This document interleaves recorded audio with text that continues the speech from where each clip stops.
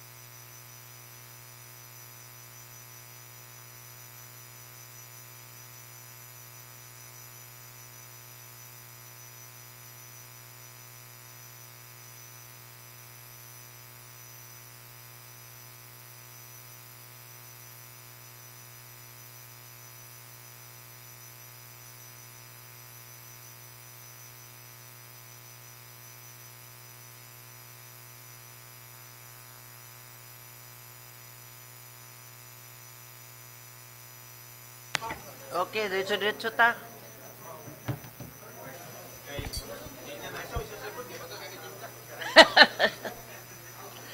Okay, please settle.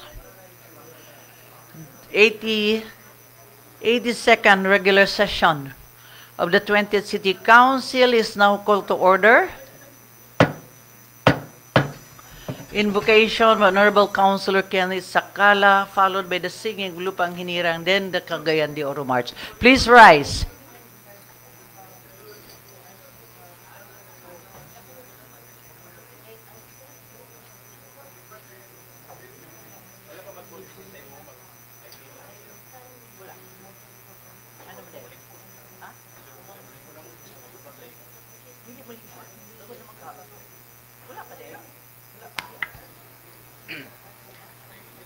Let us put ourselves in the holy presence of God.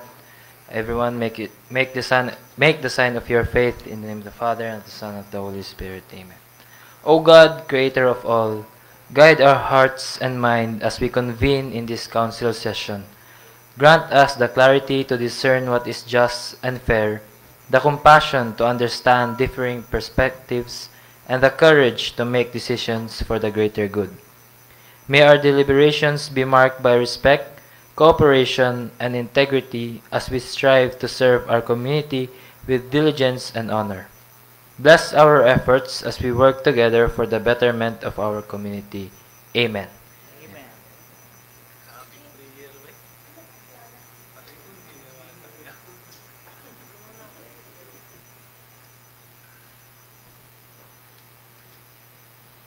Mga kababayan, ang pambansang awit ng Pilipinas. Kayang mag-ibig, telos ng sinangalan, alam ng puso, sa dikit mo'y buhay. Lupang hinirang, kuya ka ng mag-ibig, sa manlulupin, di ka pasisigil, sa nagagang tutok sa simoy at sa langit ang bangaw, ay hinatang tula, kawin sa pagkayang minamahal.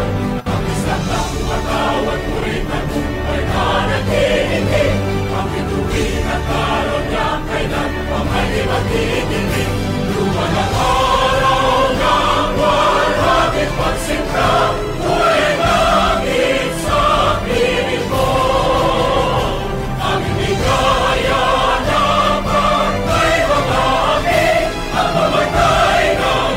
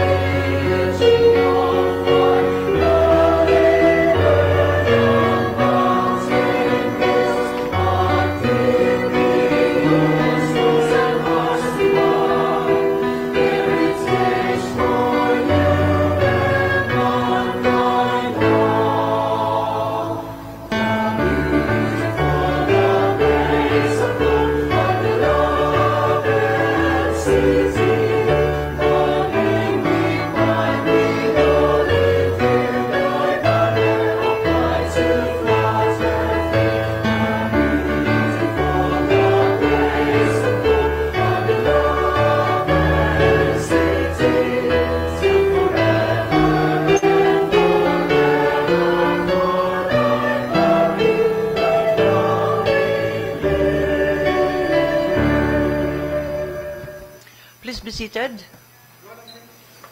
Mr. Secretary, please do the roll call. Honorable City Vice Mayor Jocelyn B. Rodriguez, Presiding Officer. For the 1st District Councilors, Honorable Agapito Heriberto G. Swan, Honorable Roger G. Abaday, Honorable J.R. Pascual, Honorable Amy Rose P. Moreno, Honorable Romeo V. Calizo, Honorable George S. Goking on official business, Honorable Jose Pepe S. Abu Jr., Honorable Malvern A. Esparcia. For the 2nd District Councilors, Honorable Ivuna Yasin B. Imano, Honorable Maria Lourdes Esgaani, Honorable Jelen Mercedes L. Balaba on official business, Honorable James K. Judith II, Honorable Ian Mark Cunacaya, Honorable Edgar S. Cabanlas, Honorable Christian Rostico M. Achas, Honorable Suzette G. Magtahas Daba. For the ex-officio members, Honorable Yanlam S. Lim, Liga ng mga Barangay President, and Honorable Kenneth John D. Sakala, City Escape Federation President. There is quorum, Madam Presiding Officer. Quorum is hereby certified. Good afternoon, ladies and gentlemen, councilors. Good afternoon, our visitors who are watching us right now via live stream, and of course our friends from the media, our guests who are here today, maayong hapon. So let us proceed. Majority Floor Leader, Attorney Edgar Cabanlas, you have the floor. Thank you very much, Madam Chair, our Honorable Vice Mayor, Bibot Rodriguez, members of the City Council, people that are watching us in the respective social media platforms, our guests in the gallery, people Cagayan de Oro, good afternoon. Madam Chair, may I move to dispense the reading of the minutes of the previous regular session of this Council and consider the furnishing copies thereof as reading itself. Second, objection. I hear none. Motion is hereby carried. Because of the move to approve second final reading, Second, objection. I hear none. Motion is hereby carried. because of the volume of transactions and items that we will be dealing this afternoon, no special report. So Okay. we propose we proceed upon request of the Vice Mayor. Bitaw, naluoy sila, Madam Chair. Yeah. So we proceed with our business of the day. Number 1, propose resolution number 2024-743 confirming the appointment of Engineer Maria Rosana Rodriguez as City Government Department Head, City Building Official of the Office of the Building Official, the City, with all rights and privileges appertinent thereto. Any second? Are we, Move for its approval, Madam Chair. yeah, any second? Wala siya din. Objection? Can we Can Can yes. we invite Suspend the the appointee, majority? Suspend mo na. move to suspend the rules to allow non-members to speak before the City Council? Rule suspended. Yes, good afternoon, ma'am. Engineer Maria Rosana Rodriguez. Yes, you have the floor. Good afternoon, How is Vice. she related to you, Madam Chair? Pariente ra gyud na. Basta Rodriguez. Anyway, yeah, at least pareha mi kapilido. Yeah, good afternoon, Vice Mayor Bibot Rodriguez, Majority Floor Leader Sir Cabanlas, and the rest of the Kagawads, mayang hapon.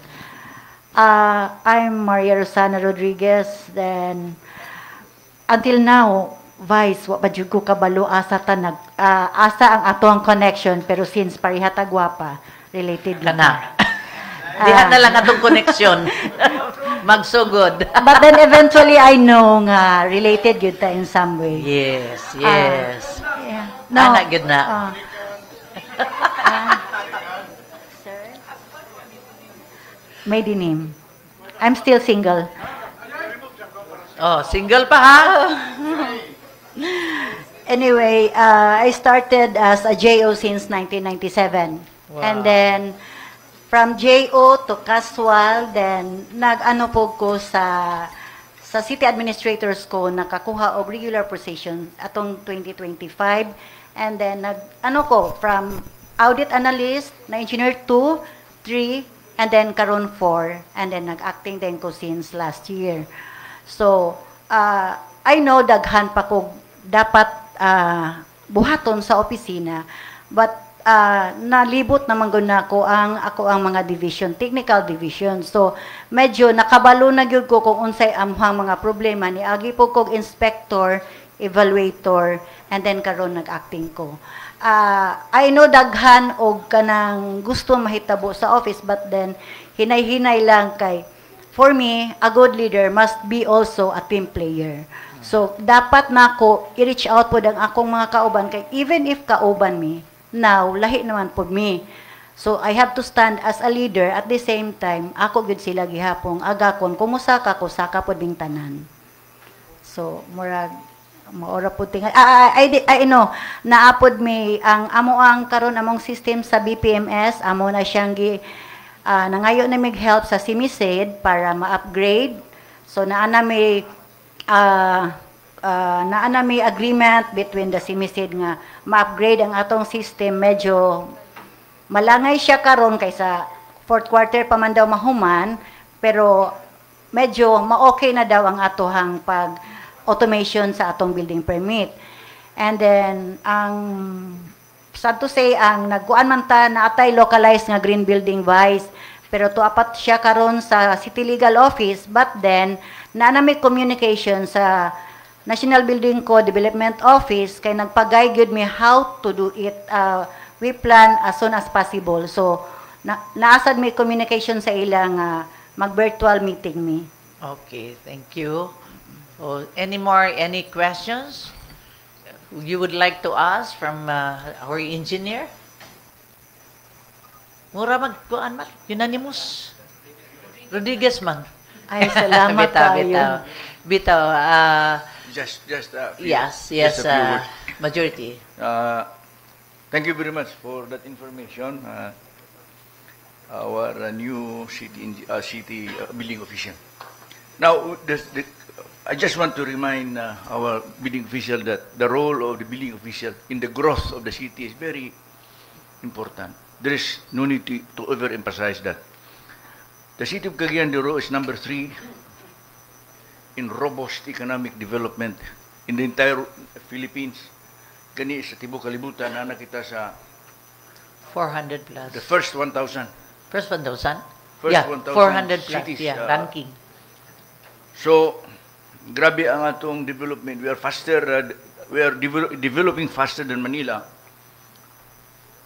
Davao, Cebu. Kita ang mas kusog pang atong development than all these iconic cities in the Philippines. So, grabe ang atong pagtubo. And the pivotal role of the building official is very crucial in this, to maintain this growth. So, I hope that the city building official will come up with a program that would respond and be prepared of all this development that we are reaping.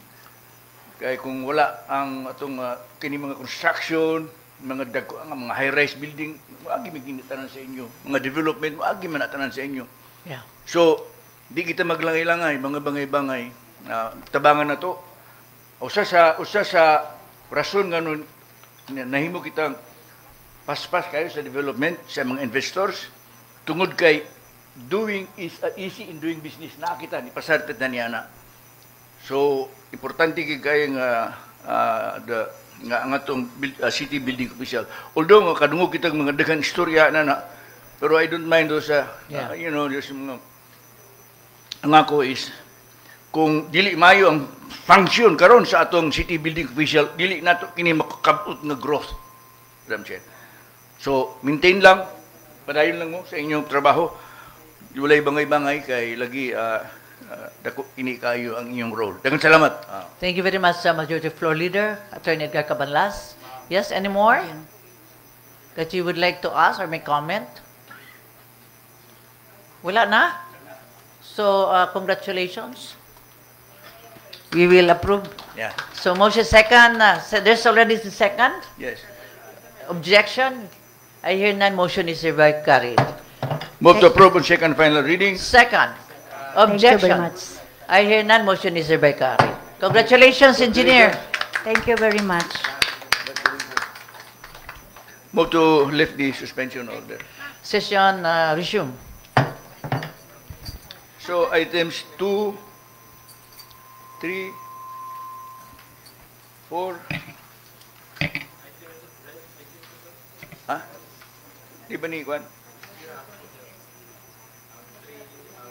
Okay. So item 2, proposed resolution 2024-744, returning to Barangay Council of Barangay Bulwa, the city, its ordinance number 04-08 series of 2024, covering the supplemental budget number 1 for CY 2024 with an estimated income of 6,594,241 pesos and 76 centavos, with information that said ordinance is operative in its entirety. May I request Councilor Yan Lamlim be recognized, Madam Chair? Councilor Yan Lamlim, you are recognized.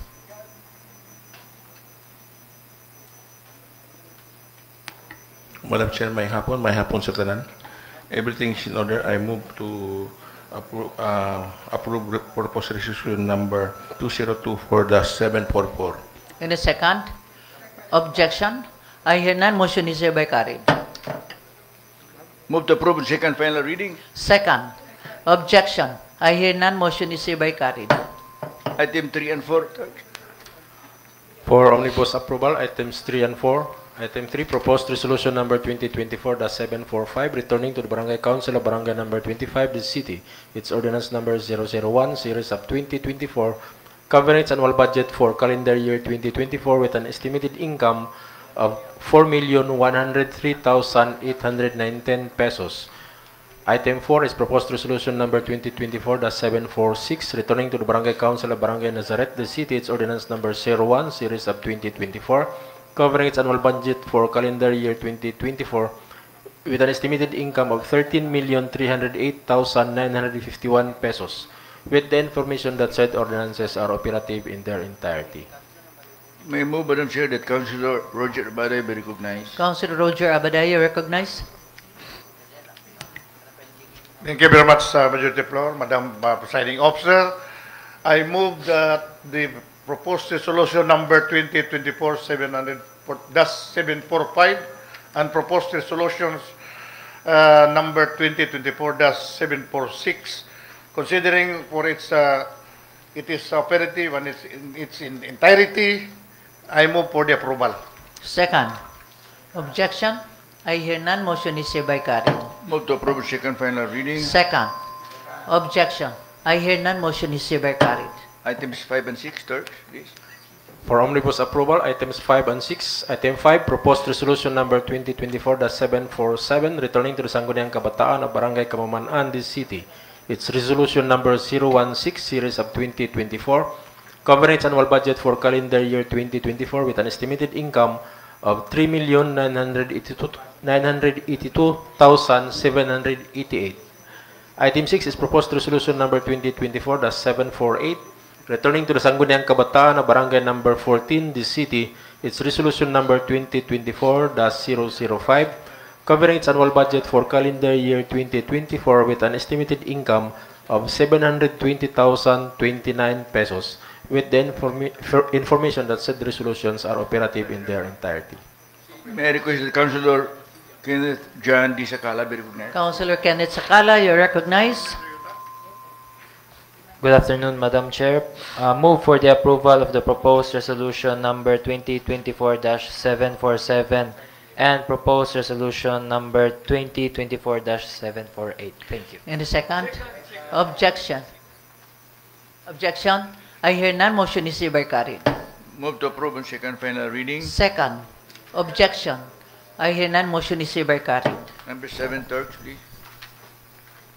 Item number 7 is proposed ordinance number 2024-473, granting 1 grade salary increase from salary grade 20 to salary grade 21 to Miss Warlina S. Gamos, Nurse 4, G.R. Borja General Hospital, this city, who will compulsorily retire from the government service effective September 4, 2024, pursuant to Section 30 of RA 7305, the Magna Carta for Public Health Workers, and for this purpose appropriating the sum of 22,997 pesos and 33 centavos from the Personal Services Salary and Wages Savings under item number 2, City Government Assistant Department Head 2 of the G.R. Borja General Hospital, this city, for the period March 1 to 8, 2024, in the 2024 annual budget of the said hospital to be made available for the payment of her 3-month salary differential.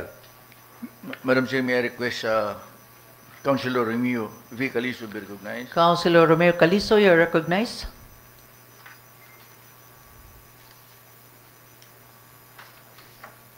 Thank you very much, Madam Chair. I move for the approval of proposed ordinance 2024-273. Okay, and the second? Objection? I hear none. Motion is hereby carried. Move to approve on second final reading. Second. Objection? I hear none. Motion is hereby carried. Item number 8, proposed ordinance number 2024-474, granting 1 grade salary increase from SG 23/1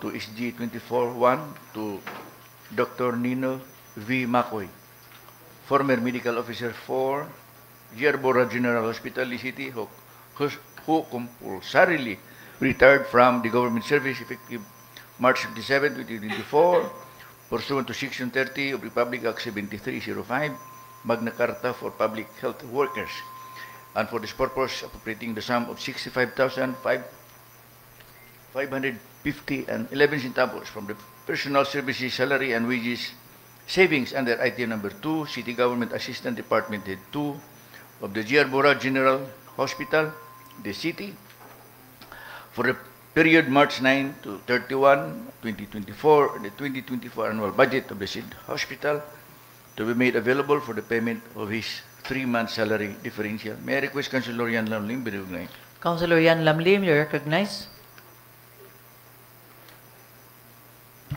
Everything is in order. I move for the approval of proposed ordinance number 2024-474. And the second? Objection? I hear none. Motion is hereby carried. Move to approve on second final reading. Second. Objection? I hear none. Motion is hereby carried. Number 9, proposed ordinance number 2024-475, authorizing the city accountant to charge the sum of 12,642.42 from the item maintenance and other operating expenses under the Cagayan de Oro City Hospital, Tablon de City, in the 2024 annual budget to cover payment of the unpaid salary differential of Ms. Maria Socorro Santos, Nurse 1, job order of the said hospital for the period November 2023 to December 2023. May I request Councilor Romeo V. Calizo be recognized, Madam Chair? Councilor Romeo Calizo, you're recognized.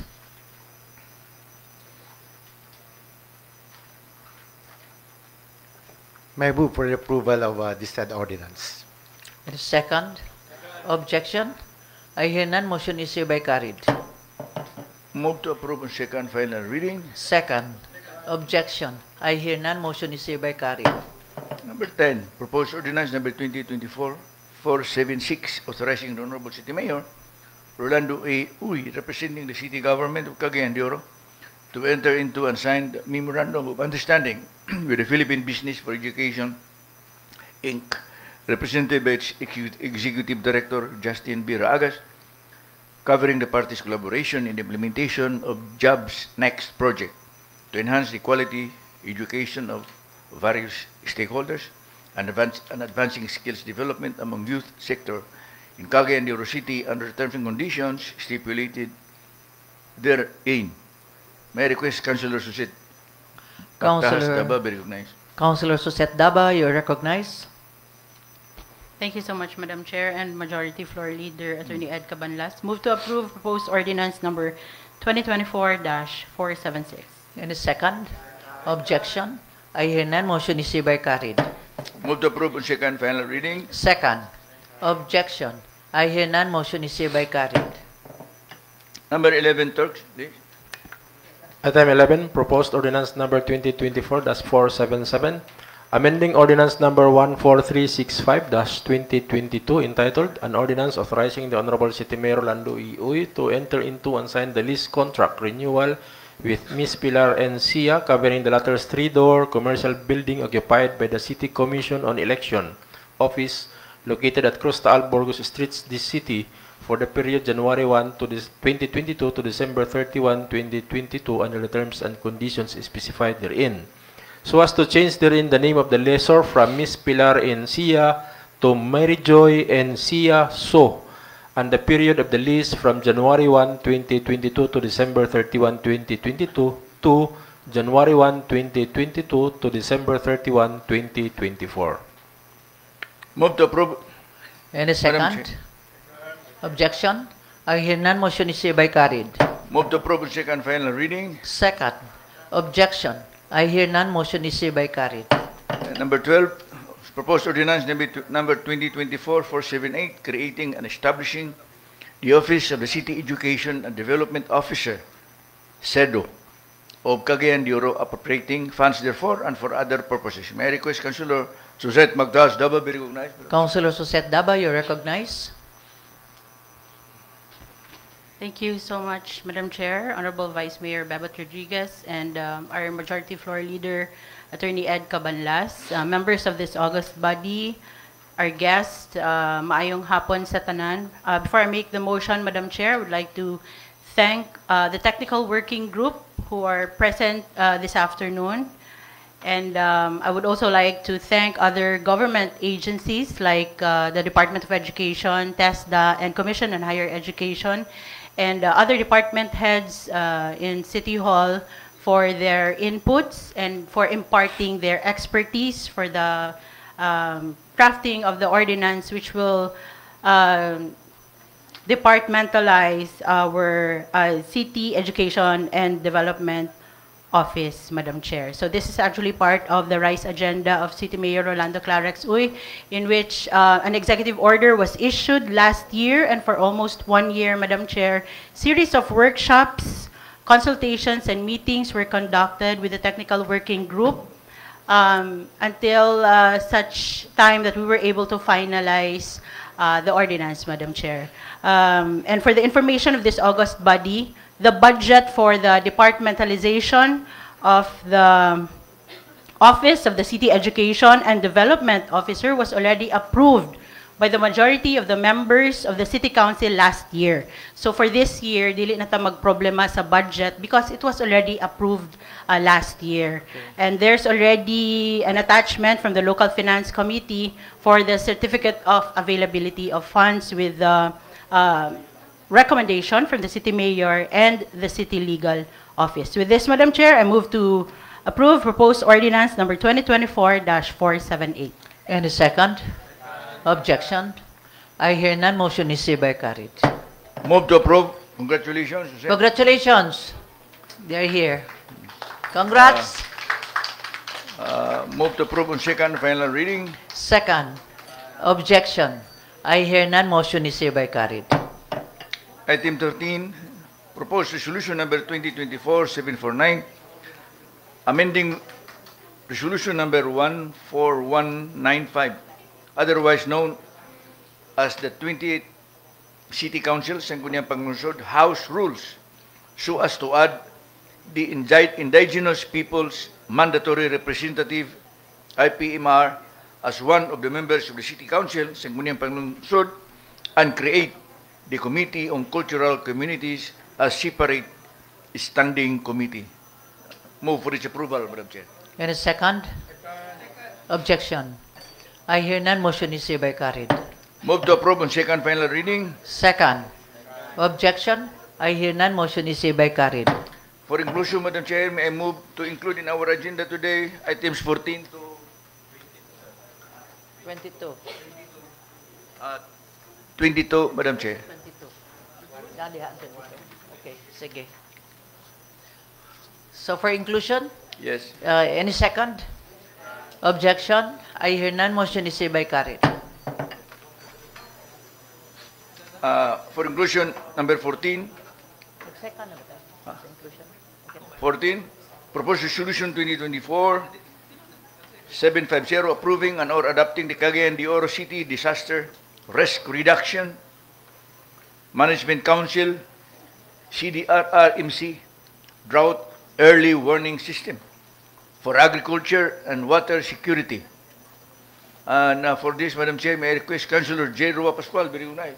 Councilor J. Roa Pascual, you're recognized. Maayong hapon, Vice, and maayong hapon, fellow councilors. Madam Chair, I move to approve proposed resolution number 2024-750. Any second? Objection? I hear none. Motion is hereby carried. Move to approve on second final reading. Second. Objection? I hear none. Motion is hereby carried. Thank you, Item- Councilor J, for your just peanuts. Oh. For the peanuts. Anyway, proceed. So item 15, Madam Chair, proposed resolution number 2024-751, approving and or adopting the CY 2024 Citizens Charter of the City Government Cagayan de Oro. Sabi authority. Ha? Urgent, City Mayor?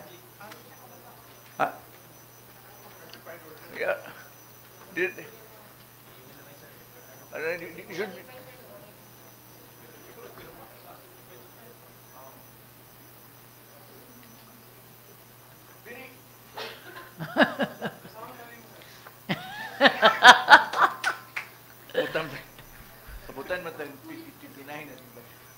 Move for its approval, Madam Chair. In a second. Objection? I hear none. Motion is hereby carried. Move to approve on second final reading. Second. Objection? I hear none. Motion is hereby carried. Item 16, Turks, please lang. Tabagi ko rin. Item 16 is proposed ordinance number 2024-479, accepting the donation of 10 million pesos by the Office of the President to be used as cash assistance to farmers, fisherfolks, and other marginalized families, households severely affected by the El Nino phenomenon at 10,000 pesos per family household, and authorizing the Honorable City Mayor Lando A. Uy to enter into and sign the deed of donation executed by the Office of the President as donor represented by Undersecretary Adrian Carlos A. Bersamen and Undersecretary Al-Azri J. Muhammad Sali in favor of the City Government of Cagayan de Oro as Duni under the terms and conditions stipulated therein. Certified urgent by City Mayor Lando A. Uy. May I move that Councilor Alam Lim be recognized is funded. Councilor Alamdim, you're recognized.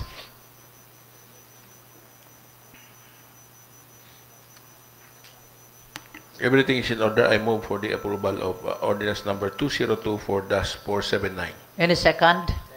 Objection? I hear none. Motion is hereby carried. Move to approve on second final reading. Second. Objection? I hear none. Motion is hereby carried. Item 17, proposed ordinance number 2024-465 for second and final reading, adopting the use of documents, security seal, by all frontline offices, departments of the City Government of Cagayan de Oro on official and original documents issued to transacting persons and or entities appropriating funds therefore and for other purposes. May I request, Councilor,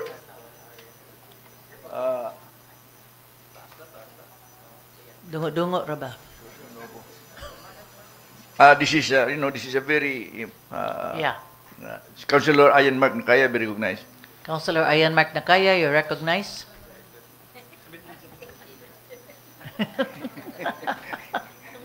Okay.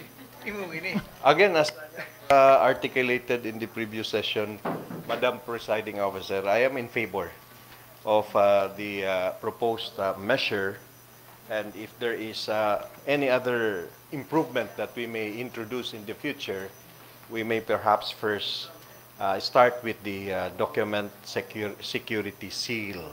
I move for its approval. Second. Objection? Okay, comment. Councilor Romeo Calizo, you have the floor.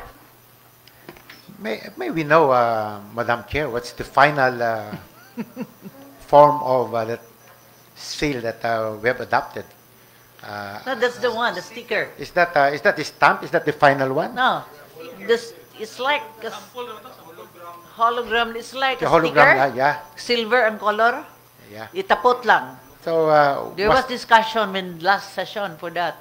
yes, Madam Chair, but were the questions asked by the members of the council answered by the same office that has been preparing for this? Actually, they are It's like, proposing. They're proposing. The councilors are proposing because we can have this other way of not using the sticker to be more safer and to be.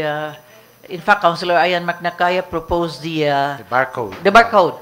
Others want the QR code. Now, Then the others probably why include it in the receipt na lang, because if you get a certificate, there's a receipt attached to that.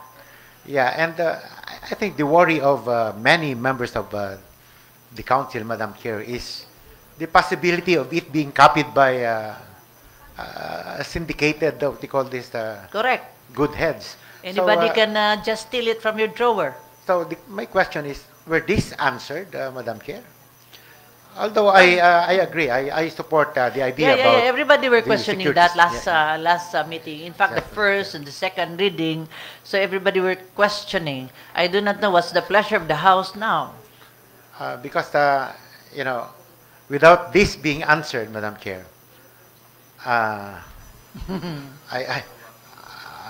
am really in quandary whether I will support this or not, Madam Chair. Okay, anybody? Any more? Yes, Councilor Alam Lim, you have the floor. Then Councilor E.B. Mano. Madam Chair, kanima kong silyo is specially made na, dili na basta-basta nga kuan.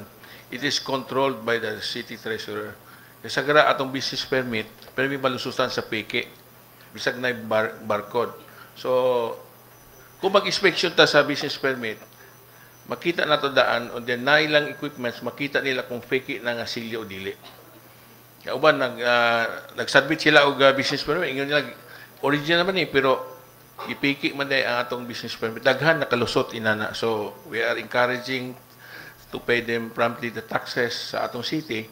So, lisod kay to awaton tong silyo. It is specially made. Murag atong kwarta bitaw. Ana, makita nimo to silver. Yeah, okay. Counter muna ha.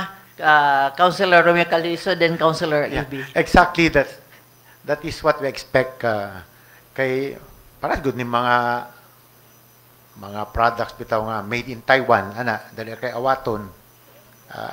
Just this we have asked the proponent during our last session, Madam Chair, can this na kayon man ni Councilor Alam Lim nga lisod ko na awaton? What's the validity of this assurance, Madam Chair? Yeah. What's the validity? Councilor, how sure are you that dili maawat?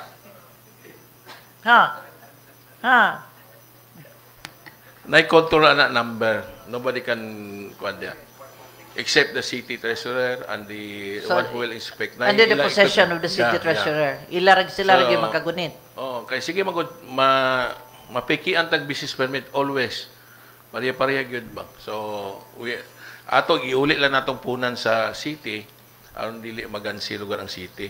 That is worth more than or less 50 pesos. Thank you. Counter again. Councilor Romeo Caldiso. Okay, I'm satisfied with the explanation, Madam Chair. So I have to give my trust to the proponent. Anyway, if my trust will be betrayed, then probably that will be the time that we'll complain again. Thank you very much, Madam Chair. I support. Thank you very much. Councilor E.B. Mano, you have the floor. Thank you, Madam Chair. Good afternoon sa ato tanan nga naa diri. Madam Chair, for the past 2 weeks nga nasulod ni siya sa atong agenda, nagkuti-kuti pod ko kasi it's interesting man god when pag-mention ninyo last time nga it was stickers and then na-mention ang QR code and then the barcode. My attention was called by somebody nga who is very good in the technical aspect, na technology-wise. Actually, Madam Chair, dili siya basta-basta nga sticker. It is a hologram.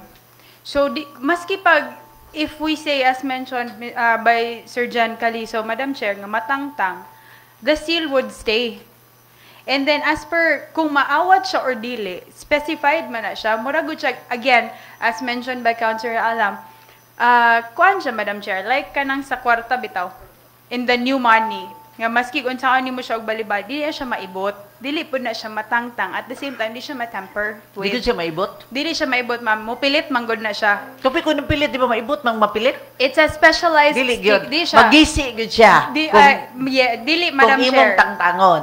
Dili, Magisi Madam ang Chair. papel. Maphimo siya nga part sa paper. It becomes embossed in the paper. So there is no chance for it to be removed or taken out. And basi pag imo siyang guntingon ipilit, dili na pud na siya mo pilit once mabutang siya on the document nga kinahanglan siya butangan. Although nag-ask lagi unta ko, but before manggod ko naka-ask katong sa last nato nga session, Madam Chair, nga if possible unta dili taga finance office ang mag-present sa ato bahin aning ilang ginatawag nga security seal. Ang person unta nga maka-explain sa ato ani would have been either ang ilahang IT nga maka-explain sa ato sa technology, because actually it's a very good technology. It's safer, mas high-end, mas maayo po siya, Madam Chair, compared to the QR code and to the barcode. Mas mahal lang yun siya because again, di You naman have to pay 30, 50. naman to price nga gi-mention. Yes, Madam Chair. So mo lang to ako, Madam Chair, nga if ever we bring this up, if ever, Kimberg, for second reading, narabani, if I'm not wrong, Madam Chair. This is the third. Third and final. Maybe, di ko kabalo if it's possible, pero basin, no, mapakitaan unta gihapon ta sa ilahang IT as to how it works, its safety. But I have read and I have learned, Madam Chair, nga it is the safest, no, para ma-certify o masilyo, pag magsilyo sa atong mga documents, Madam Chair. Thank you. Okay, thank you very much, Councilor Ibi Mano. Yes, Councilor Attorney James Judith. Mapay, Madam Chair. Ang ako lang, gusto lang akong pangutana para sa akong kalamdagan kung nakonsiderar ba ito nato kabahin sa presyo. Naaman siguro yung gisugyot kung ako masayop si Consul Edgar Cabanlas o si Consul Joey Abo.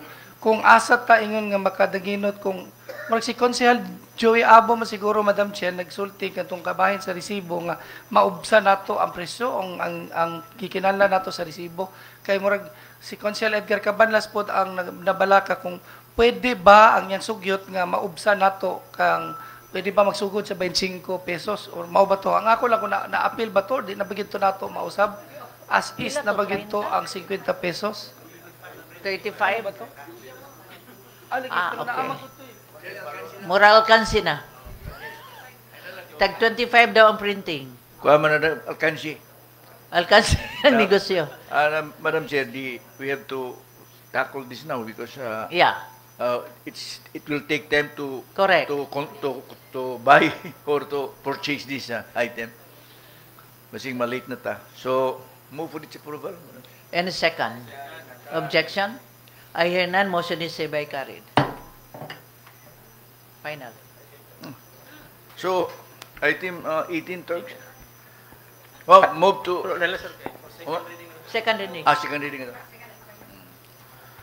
Item 18 is proposed ordinance number 2022-480, authorizing City Mayor Lando A. Uy, representing the City Government of Cagayan de Oro, to enter into and sign the Memorandum of Agreement with the Clarexville 2 Ramon del Puerto Residences Homeowners Association Incorporated, HUA, and the Edison Development and Construction Incorporated, the contractor developer, covering the collaboration of the parties for the recognition and endorsement to the Department of Human Settlement and Urban Development, DSUD, of the above-mentioned HUA and contractor developer in relation to the implementation of the Pambansang Pabahay para sa Pilipino 4PH program under the terms and conditions stipulated therein. Certified urgent by City Mayor Lando A. Uy.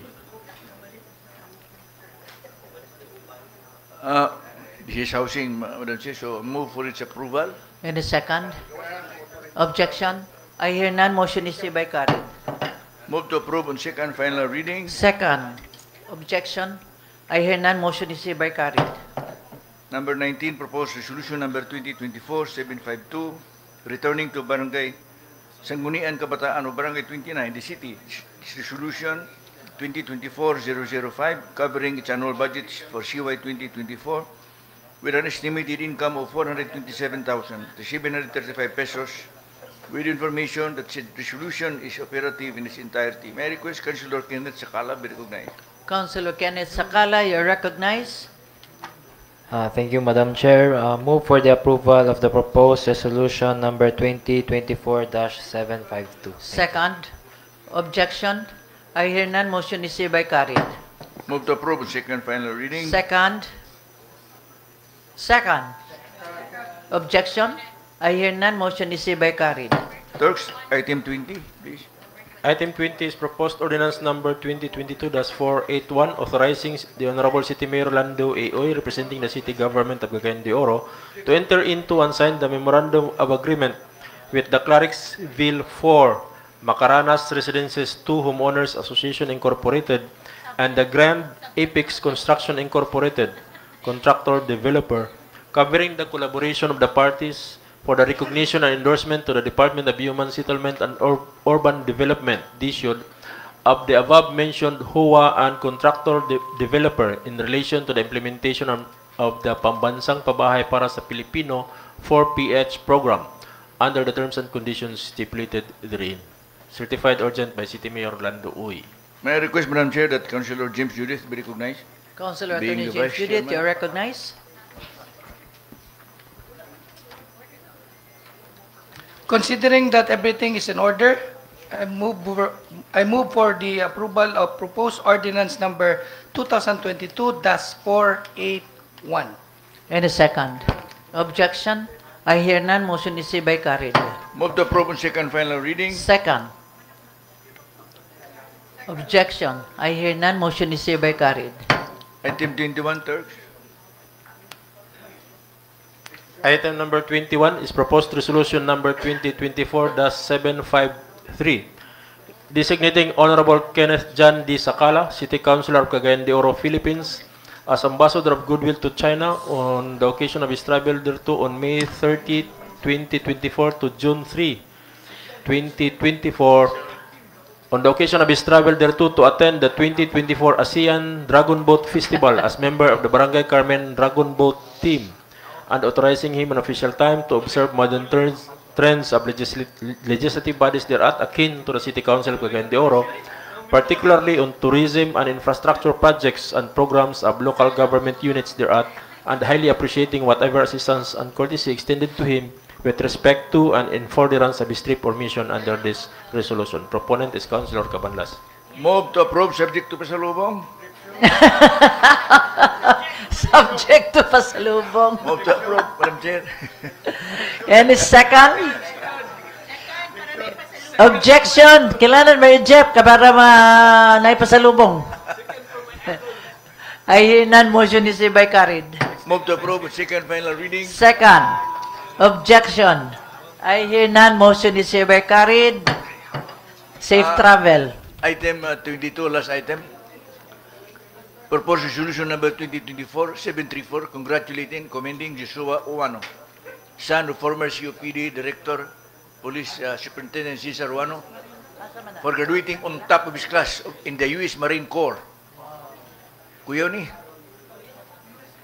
unanimously move, unanimously seconded. Anak ni siya ni Cesar.